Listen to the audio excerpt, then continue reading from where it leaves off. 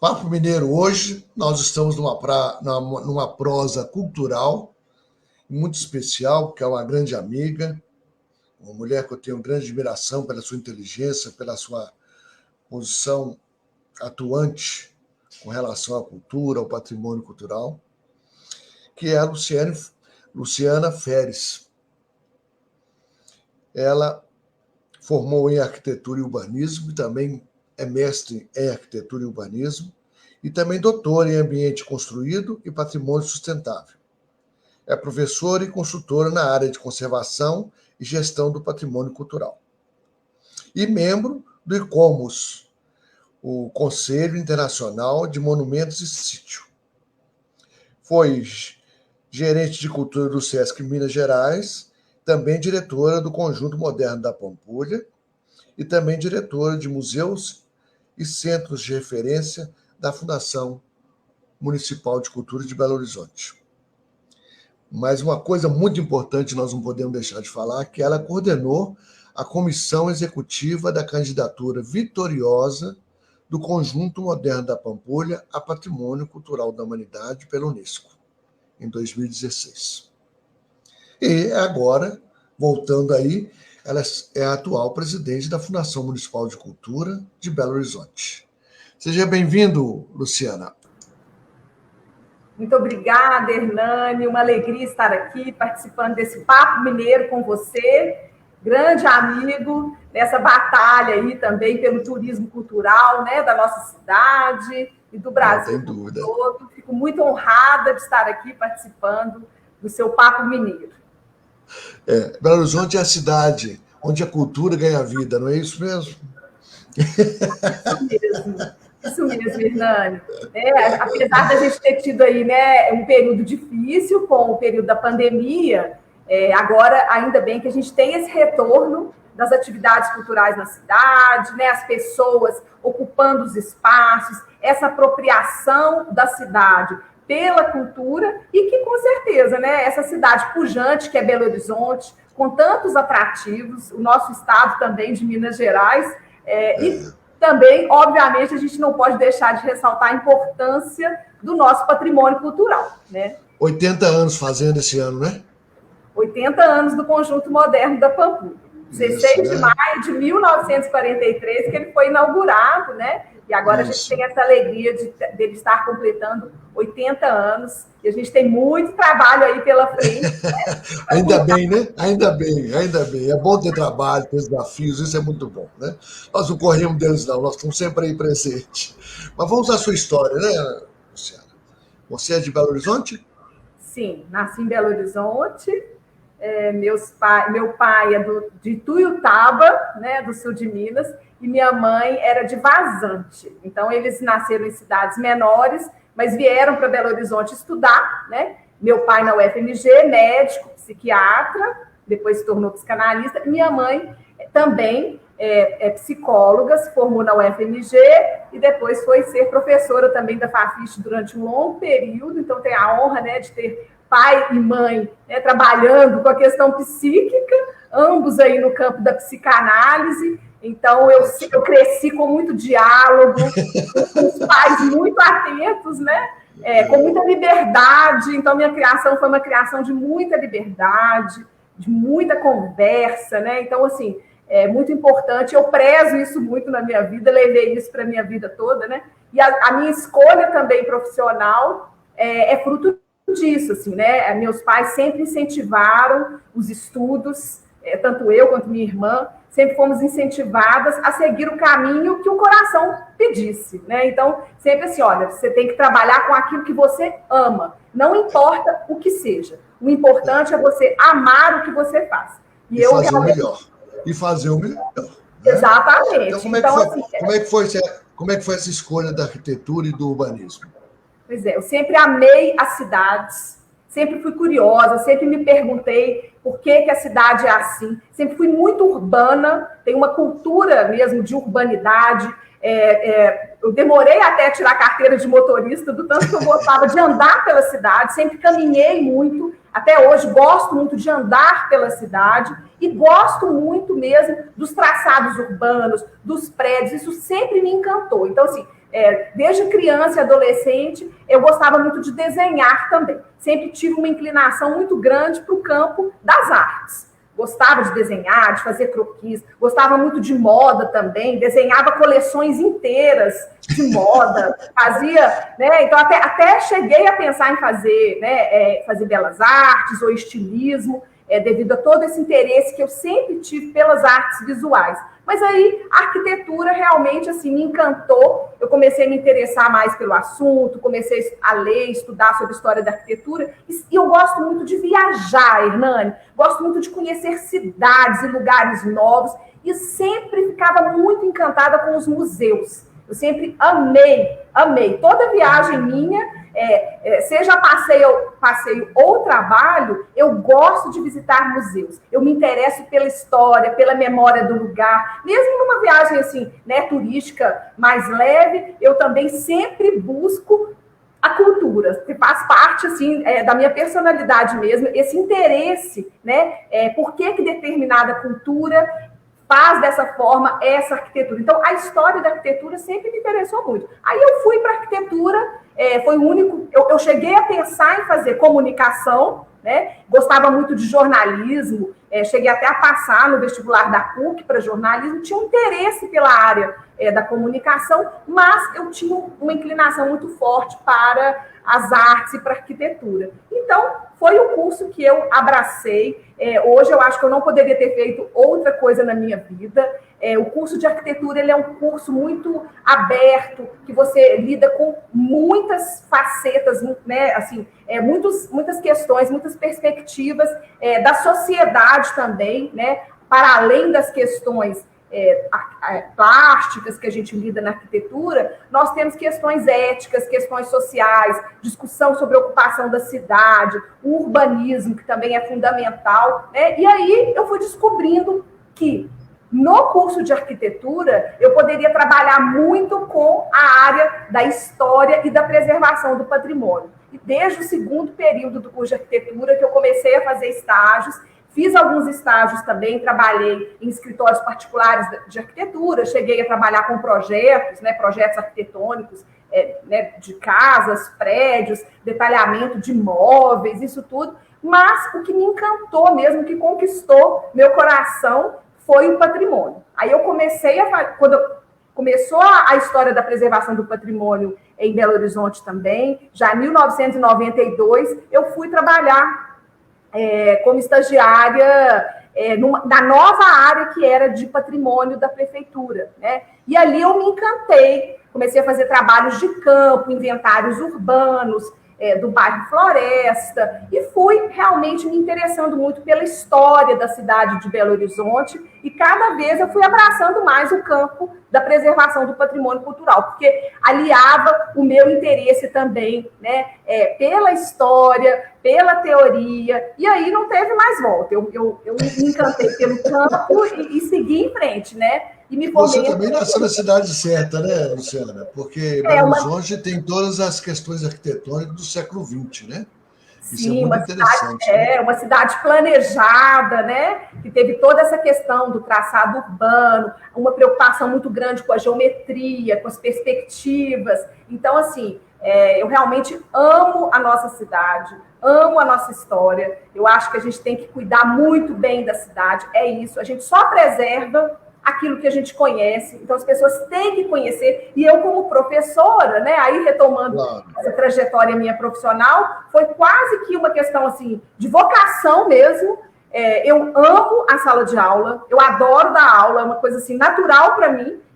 Eu esqueci de falar um capítulo importante da minha vida, que eu fiz o intercâmbio cultural, né, pelo Rotary Club, morei no Canadá 1 ano, ainda de 17 para 18 anos, e lá também, né, foi uma experiência maravilhosa, que também transformou a minha vida. Acho que essa experiência internacional é fundamental na vida da gente, né, para a gente conhecer também outra cultura, e eu muito jovem ali, tendo que lidar com muita responsabilidade, foi muito bacana. E quando eu voltei, eu comecei a dar aula de inglês, né, eu dava aula de inglês no Number One, dei aulas de inglês.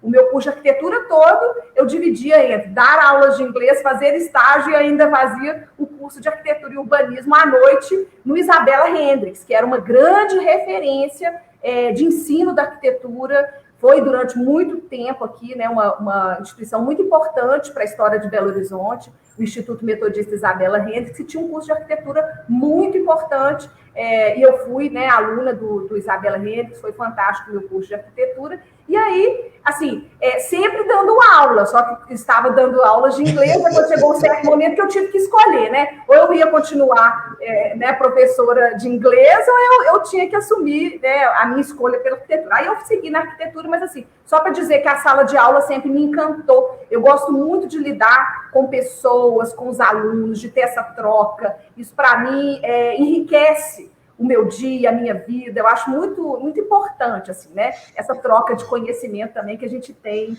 com os alunos. E você fez um doutorado, então, em ambiente construído e também patrimônio sustentável, né? Aí começa uma nova etapa, né? Não adianta só ter o patrimônio, senão se tem a conservação, a preservação, e de uma forma sustentável, não é verdade? Claro, Hernani, porque a gente teve, né, uma trajetória e um desenvolvimento muito grande até do próprio conceito de patrimônio cultural, né? Se inicialmente a gente teve um olhar muito técnico, né, que estava, de certa forma, distanciado da sociedade, hoje também a nossa visão de patrimônio é que ele tem que ser valorizado pela sociedade, né? Quem determina o que é patrimônio cultural é a própria sociedade. Então, são os valores, né? É o que a gente fala, atribuição de valores. É a própria sociedade que vai dizer que aquilo tem valor, que aquilo tem que ser preservado. Então, hoje a nossa visão ela é bem mais ampla, né? Porque a gente inclui também esses agentes, que são os agentes da própria sociedade, que são responsáveis também pela preservação. E uma visão muito ampla, porque a gente lida com a questão da sustentabilidade, a questão ambiental, que é fundamental hoje, né? Toda essa questão climática que nós estamos vivendo no mundo hoje. Então, a gente não tem como lidar com essa questão das cidades, né? Da gestão urbana, da gestão do patrimônio, sem tocar na questão ambiental. Então, a gente tem, né, esses objetivos do desenvolvimento sustentável que estão hoje, né, na ponta da discussão do patrimônio também, porque a gente, né, para que a gente tenha um ambiente cultural, social, ambiental e econômico mais justo, nós precisamos muito dessa preservação, né, do planeta que a gente faz parte. Então, nós todos, né, fazemos parte desse sistema e temos que contribuir mesmo. E aí o patrimônio, a preservação do patrimônio, ela entra, né, como um aspecto fundamental, como uma dimensão fundamental mesmo da sustentabilidade. Porque é muito mais interessante você ter, né, falando do patrimônio arquitetônico, você ter uma edificação, por exemplo, histórica, que vai passar por um processo de retrofit, né? Ela vai passar por uma requalificação, ela vai ser modernizada, preservando todas as suas características, obviamente, né? Respeitando todas as suas características originais, um processo de restauro criterioso, mas é muito melhor você manter uma edificação existente e fazer um retrofit do que você demolir e construir uma edificação nova. Então, assim, já tem estudos que comprovam isso, né? Como que a preservação mesmo do patrimônio arquitetônico edificado, ela contribui, na verdade, né, para a preservação também ambiental. Então, é muito importante que a gente caminhe junto, né, com esses objetivos do desenvolvimento sustentável. E é importante para a identificação mesmo, né? Para a identidade do local, né? Porque a pessoa precisa. A gente conversa muito sobre a cidade planejada, que tem 125 anos, mas a gente não pode esquecer que nós estamos num ambiente de 300 e tantos anos, porque aqui em 1707 foi fundada a Fazenda Curral do Rei, que fornecia alimentação para todos os mineradores ao redor, né? O ciclo do ouro estava todo ao redor de Belo Horizonte, né? Com certeza. Da futura Belo Horizonte, né? Claro, a gente teve toda uma ocupação, né, prévia desse território nas Minas Gerais, né, no Brasil como um todo. Isso é muito importante, né?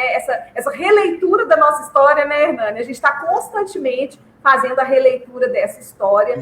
E a nossa cidade, na verdade, Belo Horizonte, ela possui várias camadas, né? ela que se sobrepõe. A gente teve aí também, ao longo da história da cidade, um processo também de demolições e reconstruções. Então, às vezes, no mesmo terreno, a gente tem, né, processos ali de demolições e construções, mais de 3, às vezes mais de 4 edificações que já foram feitas no mesmo terreno de Belo Horizonte. Então, assim, é muito importante a preservação da memória, da história. Aqui, o nosso histórico da preservação do patrimônio cultural em Belo Horizonte, ele se inicia, né, na década de 80, com a demolição do Cine Metrópole, que foi, assim, muito contestada, né, pelo setor cultural, pela universidade, por todos, porque exatamente ela marca esse momento, né? Uma cidade sem memória, ela é uma cidade sem identidade, né? As pessoas, elas precisam dessa história, dessa memória, para elas se reconhecerem nesse espaço, nessa cidade. Mas, ao mesmo tempo, uma coisa importante que a gente o tempo todo tem que trabalhar na educação para o patrimônio é exatamente que fazer com que as pessoas, né, e isso começa com a educação, lá com a criança, desde pequenininho, né, a gente tem que levar ao conhecimento das pessoas, essas pessoas têm que conhecer a história da cidade, elas têm que visitar os espaços, conhecer as praças, conhecer as avenidas, porque hoje, né, nessa nossa era digital, as pessoas, às vezes, ficam muito mais nas telas do que na vida real, né, Hernani? É uma realidade, assim, das novas gerações. Justamente. Então, a gente tem que tirar essas crianças da frente da tela, colocá-las, né, para vivenciar a cidade. Eu acho que viver na cidade é muito importante. Percorrer a cidade a pé, e é um outro ritmo, né? Aí, assim, falando agora um pouco da nossa experiência aqui na Fundação Municipal de Cultura, a gente tem tentado trazer para a nossa programação também, para os nossos projetos culturais, essa vivência da cidade. Então, assim, é uma forma que você tem de ocupar o espaço urbano com atividades culturais que faz com que as pessoas experimentem esse espaço urbano de uma outra forma, né? Então, só de você mudar o seu ritmo, que você caminha pela cidade, isso aí os ciclistas podem falar muito melhor do que eu, né? Porque, assim, você muda o ritmo, você muda o jeito que você olha para a cidade, você começa a descobrir, né, lugares novos que você não... Olha, não acredito, esse prédio é em Belo Horizonte, né, dependendo da foto que você vê, você fala, gente, eu não acredito que isso é em Belo Horizonte, eu não conheço, né? E agora a gente tem uma coisa muito interessante em Belo Horizonte, que é essa descoberta de um olhar a partir dos terraços das edificações do centro da cidade. É fantástico isso, viu? Isso fantástico. É fantástico. Então, fantástico.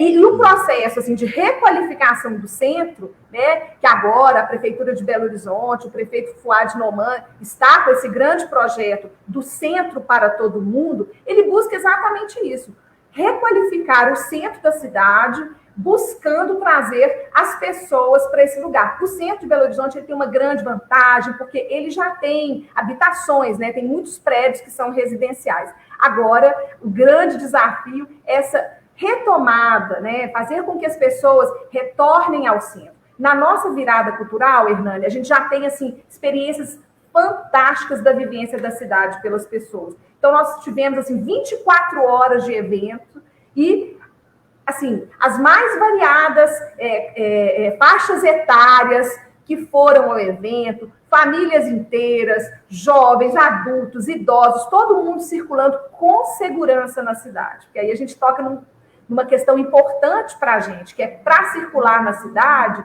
a gente também precisa de segurança, a gente precisa de se sentir bem. Então, isso é fundamental, né? Isso tudo faz parte da urbanidade, né? Uma cidade que atenda, né, esse cidadão da melhor forma possível. Então, eu acho que, assim, os profissionais, os arquitetos e urbanistas, a gente pulou muito aí da minha trajetória, mas eu tive uma atuação muito grande também no Instituto dos Arquitetos do Brasil, fui diretora de patrimônio no Instituto dos Arquitetos do Brasil durante um longo período.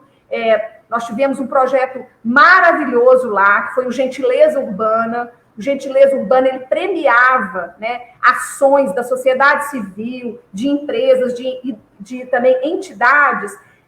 E Gentileza Urbana é exatamente isso, assim, você dar a oportunidade de promover o bem comum na cidade, né? Então, eu lembro de um que foi assim, que era exemplar, que era um morador do bairro Anchieta, que colocava mudinhas, plantinhas na porta da casa dele e falava: é sua, pode pegar. Então, ele distribuía mudas. Isso é o quê? Uma gentileza. É uma gentileza urbana que ele tinha uma horta e ele disponibilizava as mudinhas do jardim dele ali para os vizinhos, né? Começou com os vizinhos. Aí todo mundo começava a ir lá na casa daquele senhor lá do Anchieta, ele está dando mudas. Então, assim, a gentileza urbana, ela pode partir de um morador da cidade. Não necessariamente a gentileza urbana ela é só do poder público, né, ou das entidades. Eu acho que isso é uma obrigação de todos nós, né? Essa visão do direito, desse direito coletivo à cidade, à cultura, né? Eu acho que todo mundo, Hernani, se encanta com a cultura.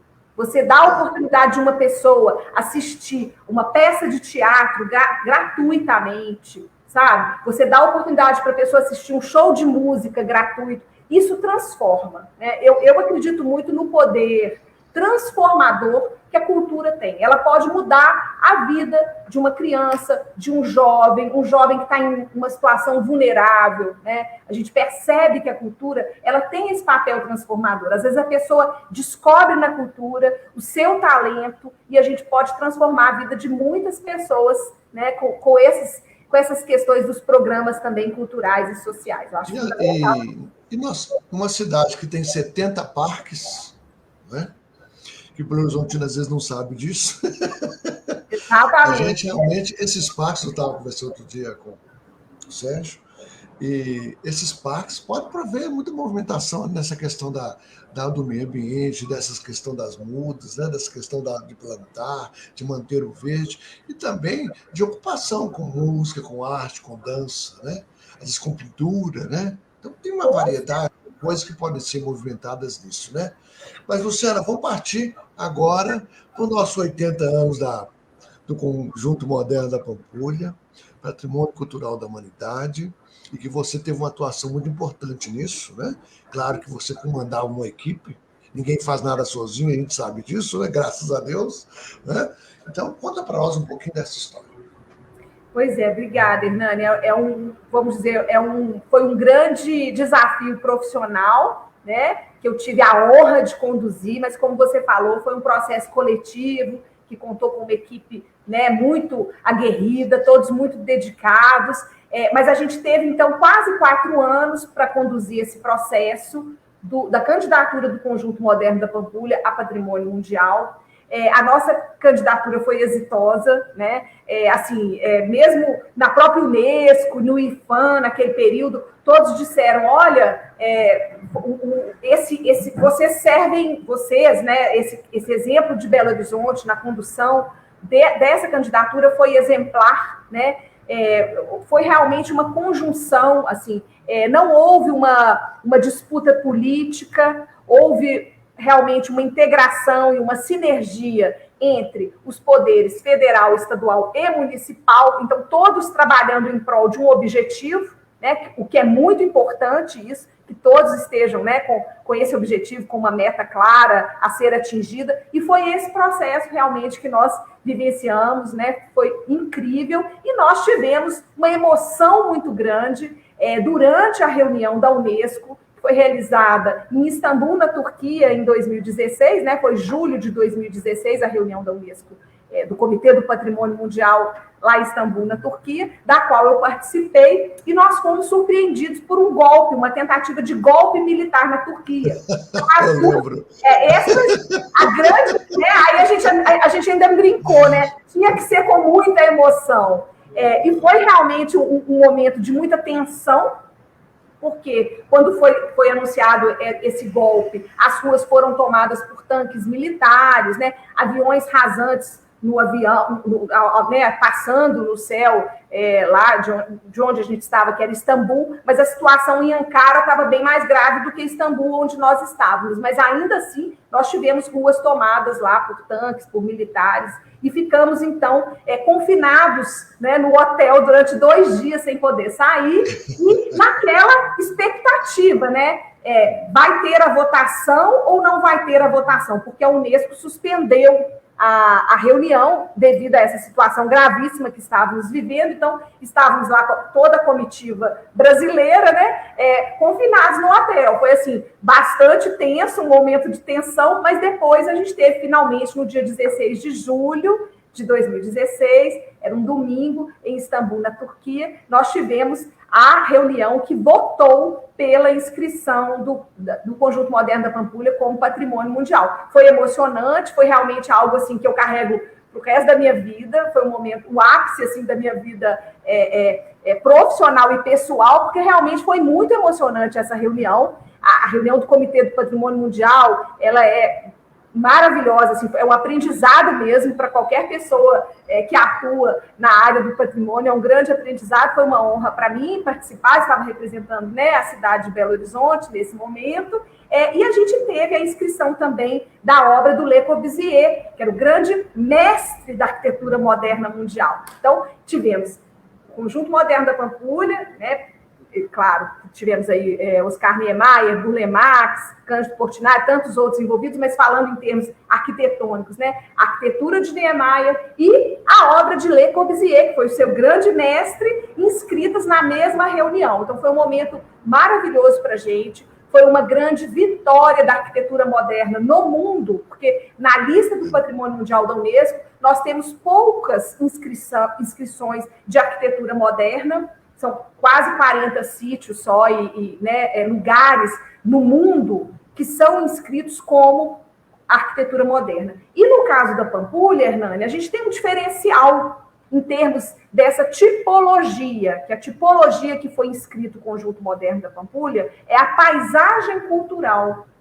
E a paisagem cultural, então foi bom a gente falar um pouquinho lá no início a respeito da questão ambiental, porque a tipologia paisagem cultural, qual que é a grande diferença dela para uma outra inscrição de patrimônio cultural? A paisagem cultural, ela concatena a questão cultural com a questão ambiental, porque ela fala da relação das pessoas com essa paisagem, porque uma paisagem, ela é conformada também pelo ambiente e também pela cultura. Então, essa paisagem que foi transformada pela mão do homem, pela cultura, ela é uma paisagem cultural. Então, para nós, é um grande desafio a gestão de uma paisagem cultural, porque a nossa paisagem cultural, ela é urbana, ela está inserida em uma região metropolitana, né? Porque a gente tem a questão da bacia da Pampulha, né? A represa da Pampulha, a Lagoa da Pampulha, ela faz parte de uma bacia hidrográfica bem mais ampla, que alcança até a região metropolitana. Então, como lidar com a gestão de uma área que é urbana e é inscrita como paisagem cultural? Então, a gente precisa de quê? De uma gestão integrada desse território, com diversos olhares interdisciplinares. Então, a grande questão da gestão da paisagem cultural mundial hoje, que a gente está debatendo, e aí falando agora já, né, com essa perspectiva dos 80 anos do Conjunto Moderno da Pampulha, nós vamos participar de um grande colóquio, nós estamos promovendo em setembro um grande colóquio ibero-americano da paisagem, exatamente para discutir o quê? A gestão da paisagem cultural. Porque essa tipologia, ela exige um novo olhar, uma nova metodologia, novas práticas de gestão para lidar com essa nova tipologia que é a paisagem cultural. Eu não estou falando apenas de cuidar do patrimônio arquitetônico. Cuidar do patrimônio arquitetônico é muito importante. Cuidar da parte artística do Conjunto Moderno da Pampulha, realizar todo o processo de restauro, de todos os painéis, de todas as esculturas, os jardins de Burle Marx. Os jardins de Burle Marx, o paisagismo, ele é um patrimônio vivo. Sim. É um patrimônio vivo, né, Hernani? Porque nós estamos falando de quê? De uma planta, de um jardim. Então, ele está vivo. Ele não é estático. Então, e a gente tem a questão da lagoa, que é muito importante, a questão ambiental, da qualidade da água. Nós temos ali grandes desafios que são colocados, né, que precisam ser discutidos. A questão do trânsito e um assunto que você adora, que eu sei, que é o turismo, né? Que é o turismo. Claro. Como levar este visitante para o Conjunto Moderno da Pampulha para que ele seja bem recebido, para que ele tenha... Que viva uma experiência, né? Que viva uma experiência, né? Exatamente, uma experiência que ele tenha ali todas as informações necessárias, uma sinalização interpretativa, turística, né, e também de patrimônio, que informe a ele que aquele é um sítio patrimônio mundial. Então, eu já estou até aqui antecipando várias questões que nós traremos este ano, né, para os 80 anos do Conjunto Moderno da Pampulha, que é exatamente a sinalização interpretativa como patrimônio mundial. Isso é fundamental para todas as cidades e sítios que são inscritas na lista da Unesco, né, que nós temos que ter a informação de que você está entrando em um sítio que é patrimônio mundial, cuide bem dele. Então, tudo isso passa pela questão também, né, de informar as pessoas, de levar essa informação da melhor forma possível, e esse turista, ele tem que viver essa experiência com muita qualidade, né? A paisagem cultural, ela exige também da gente esse novo olhar, né? Nós estamos tendo um olhar que é muito mais abrangente, é muito mais amplo, e aí eu acho que é isso, assim, esse conceito da paisagem cultural, ele até nos ajuda para olhar para a gestão de uma forma diferenciada, né? A gente tem então, esse evento, então, vai ser dentro da programação dos 80 anos, vai ser em setembro. Sim, e em maio, né, na data mesmo que o conjunto completa 80 anos, nós vamos inaugurar uma exposição dos 80 anos da Casa do Baile, né, que é um dos bens culturais que está inserido nesse perímetro, que foi declarado pela Unesco como patrimônio mundial. Então, nós teremos essa exposição dos 80 anos da Casa do Baile, também essa cerimônia na qual a gente vai anunciar, né, essa sinalização interpretativa, a sinalização do patrimônio mundial, o seminário Colóquio Internacional em setembro, e teremos programação cultural ao longo de todo o ano ali, né, nos bens culturais do Conjunto Moderno da Pampulha, nas praças e parques também, tentando, né, levar cada vez mais visitantes para esse lugar que é tão importante e tem um significado muito especial para a gente, né? Ele é reconhecido no âmbito mundial, né? Ele é reconhecido mundialmente como esse grande berço da arquitetura moderna, genuinamente brasileira, e também o paisagismo moderno, genuinamente brasileiro, porque Burle Marx ele começa a usar espécies nativas do Brasil. Ao invés dele repetir aquele modelo europeu com espécies que não eram originárias, né, da nossa flora, ele vai usar espécies que são nativas. Então, o Burle Marx, ele representa para o paisagismo, né, o que Niemeyer representa para a arquitetura. E esse casamento de arquitetura, paisagismo, artes e toda essa questão ambiental que está ali colocada na Pampulha, com a presença da vegetação, com a presença da água, né? E aí é importante a gente lembrar de Juscelino Kubitschek, né? Como ele foi visionário, porque é difícil a gente também falar dos 80 anos sem falar da origem, né? A origem do Conjunto Moderno da Pampulha, né, esse ponto de partida de um olhar de um administrador público, que foi Juscelino Kubitschek, que teve um olhar diferenciado para aquele lugar. Ele falou, não, aqui não é uma cidade satélite, um ponto de abastecimento da cidade, como estava sendo discutido. Aqui é um lugar que deve ser, como toda cidade moderna deve ter, um polo turístico e de lazer. Então, o Juscelino, ele tem esse olhar para o Conjunto Moderno da Pampulha, solicita esse projeto a Niemeyer, e o programa arquitetônico era, né, o cassino, a Casa do Baile, a Igreja São Francisco de Assis, que Juscelino era devoto, né, de São Francisco de Assis, a gente não pode se esquecer disso, e a casa do próprio prefeito, a Casa Kubitschek, né, que hoje é o Museu Casa Kubitschek, que foi também uma encomenda do Juscelino para uma casa de lazer, né, de final de semana, que estaria ali na orla do Conjunto Moderno da Pampulha. O clube, o Yacht Clube, que, claro, ele pressupunha o uso recreativo da água para esportes náuticos. Então, assim, o mar que Belo Horizonte não tem, né, a Pampulha veio, a Lagoa da Pampulha veio preencher essa lacuna, porque faltava um espaço aqui na cidade que oferecesse essa oportunidade mesmo de lazer, né, para a população. E a gente espera, Hernani, assim, que essa recuperação também da lagoa possa trazer de volta esse turismo e esse lazer com os esportes náuticos, para que a lagoa tenha esse uso, né? Esse uso recreativo e a possibilidade de você retomar aquela travessia que era feita de barco entre uma edificação e a outra, né? Entre o Museu de Arte da Pampulha e a Casa do Baile e tal. E é só uma curiosidade, mas que eu gosto muito de falar, porque algumas pessoas não sabem, né? O Niemeyer, quando ele projeta, ele pensa sempre naquela história de você, de uma edificação, você olhar a outra. Você tem uma integração ali do conjunto, e a água reflete todas essas edificações que são projetadas. Mas da igreja você não via o cassino, do cassino você não via a igreja. Por quê? O cassino era o lugar do pecado e a igreja é o sagrado. Então, nesse ponto, ele foi bem mineiro, né? Assim, tem o cassino e tem a igreja, mas um não olha para o outro, né? Então, é bem mineiro. É muito interessante. Mas e a mulher, Luciana, satisfeita? Também a conversa dentro de casa também é muito de cidade, porque o marido também é um especialista, né? Ah, com certeza. Não, com certeza. A gente precisa ressaltar isso, assim, que no curso de arquitetura, né, eu tive um namorado que se tornou meu marido. Então, éramos colegas de turma, os dois com muitos interesses em comum.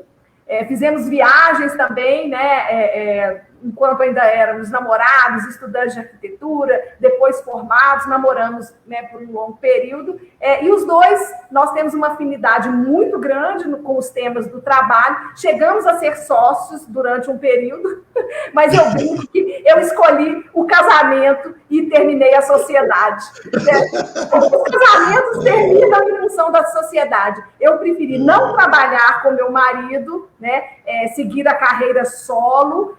Tivemos um pequeno período de sociedade, mas eu realmente escolhi o casamento e eu gosto muito que ele tem a atuação dele profissional, ele é brilhante, né? É um arquiteto urbanista brilhante, atuante na área ambiental, na área urbana, eu admiro demais, e ele também me respeita muito, né, profissionalmente. E temos 2 filhos, né? Eu tenho o Davi, que tem 21 anos, e o Pedro, que vai fazer 18 anos. São filhos maravilhosos, eu tenho muito orgulho. Então, seguindo o pai ou a mãe ou não? Não, até hoje não. Até hoje não. Bom, pode mudar, tudo pode mudar, né, Hernani? Claro. Eles estão muito jovens ainda, mas o Davi está cursando Ciências Sociais na UFMG e o Pedro ainda está no ensino médio, né? Ainda está no terceiro ano, ainda não escolheu, não. Mas acho que ele vai para a área de humanas, acho que não vai seguir arquitetura, né? Mas assim, a questão da mulher, eu acho até, né, foi boa a sua pergunta, me leva, né, a essa reflexão, por que a gente ainda precisa de um dia da mulher, né? De um dia internacional da mulher. Eu acho que quando a gente lida com... a gente até hoje, muito uma questão muito questionada, né? Se nós ainda temos esse dia, é porque todos os outros dias ainda são dos homens, né? De certa forma. Mas eu me sinto muito realizada como mulher. Eu ainda enfrento muito machismo, principalmente no ambiente de trabalho. Eu acho que mulheres em cargos de liderança, elas têm que mostrar o tempo todo a competência. Assim, eu percebo que as mulheres em cargos de liderança, elas são testadas o tempo todo, elas estão à prova o tempo todo.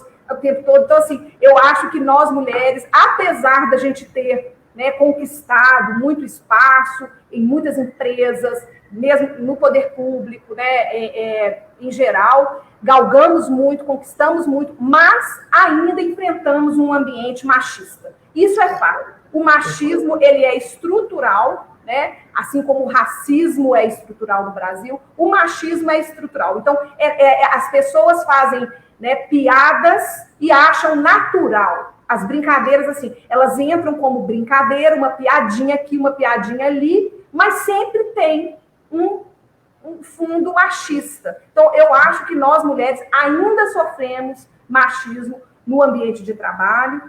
Não é fácil se fazer respeitar, né? Assim, eu vivencio isso, eu acho que todas as mulheres sofrem isso, mas nós nos unimos. Eu acho, Hernani, assim, que as mulheres, elas se ajudam muito. Uma grande qualidade que eu acho é que as mulheres, elas ajudam umas às outras nesses cargos de liderança. Assim, acho que tem muita força que as outras mulheres ajudam mesmo. Hoje você está sendo uma felizarda de ter lá uma secretária, né? Do Com porte de certeza. Eliana, né? Não, eu tenho Eliana Barreiras, né?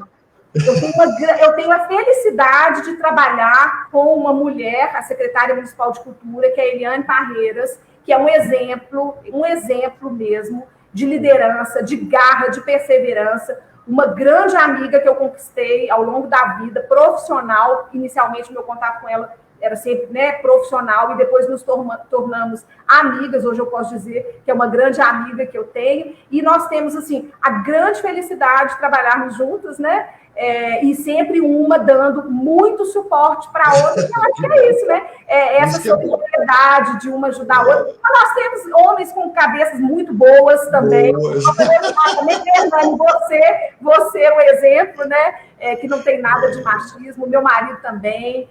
Ainda bem, meu ambiente doméstico, meus filhos, assim, foram criados com o antimachismo, machismo não. Então, assim, eu acho que as novas gerações, elas já têm uma outra cabeça também. Eu acho que a gente ainda está lidando com o machismo estrutural de uma outra geração, mas as gerações novas já estão com uma cabeça muito boa, né? Agora, as mulheres, elas ainda enfrentam, né, grandes desafios, mas é claro que eu reconheço que a gente galgou muito, muito, muito. A minha mãe foi um grande exemplo para mim. Minha mãe já faleceu, vai completar 25 anos que minha mãe faleceu, mas assim, ela foi um grande exemplo para mim, porque ela se casou mais velha. Para a época, ela falava, nossa, na época que eu casei, ela casou com 26 anos. Na época, casar com 26 anos era considerado velha. E ela teve a vida profissional dela primeiro, porque não era comum, né? Não era comum. Ela veio para Belo Horizonte para estudar, morou em República. Então, isso tudo, ela já sofria preconceito, porque a moça que vinha para Belo Horizonte, morava em República, já era mal vista, né? Ela, com a patota dela, como ela falava, mulheres que estavam estudando psicologia, sociologia,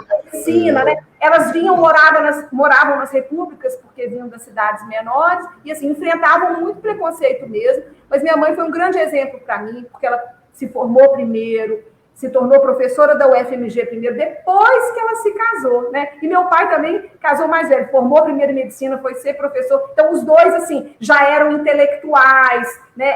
Já tinha uma outra, vamos dizer, uma outra mentalidade. É uma outra visão, né? Querida, nosso tempo já está terminando, já passei muito, já aproveitei muito da sua inteligência, né? Obrigada, e você quer deixar alguma mensagem? Eu deixo aqui assim um convite, né, às pessoas para conhecerem mais a nossa cidade, Belo Horizonte, descobrir esses lugares, né, andar a pé pela cidade, entrar nos parques, frequentar mais os parques, as praças e descobrir a nossa arquitetura, o nosso urbanismo, o nosso traçado urbano, que é uma joia, né? Belo Horizonte é uma cidade planejada que é uma verdadeira joia. Ela só precisa ser descoberta e valorizada. Então, eu convido a todos para, cada vez mais, vivenciarem a nossa cidade e também despontarem aí nas nossas programações culturais, curtirem, né, tantas ações que a Fundação Municipal de Cultura vem realizando na cidade de Belo Horizonte. Então, fica um convite aí a todos para vivenciarem cada vez mais a cultura na cidade de Belo Horizonte. Muito obrentrega, Hernani. Fiquei super feliz. Eu que agradeço, viu? Eu que agradeço, que ótimo e muito pertinente, né, fazer essa entrevista com você, ainda mais agora, daqui a pouquinho, comemorando os 80 anos da Pampulha. Né? Muito obrigado e um grande abraço para você. Obrigada, Hernani. Muito obrigada. Beijo. Tchau, tchau. Então, tivemos aí, né, a arquiteta e urbanista, mas é uma gestora pública de mão cheia, né, contando para nós a sua história e que também perpassa por uma história da própria cidade, né, principalmente com o seu patrimônio cultural da humanidade, que é o Conjunto Moderno da Pampulha. Até o próximo Papo Mineiro. Forte abraço.